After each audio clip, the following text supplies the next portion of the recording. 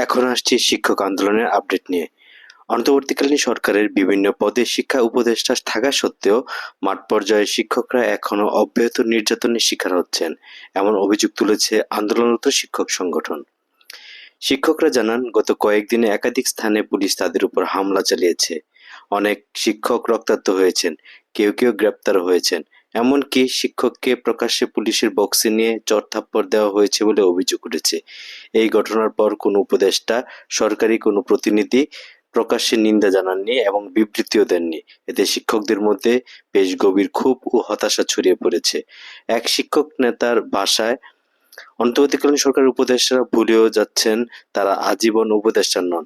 শিক্ষকদের যৌক্তিক দাবি পূরণ না হলে জনগণের আদালতে তাদেরকেই কাঠগড়ায় দাঁড়াতে হবে।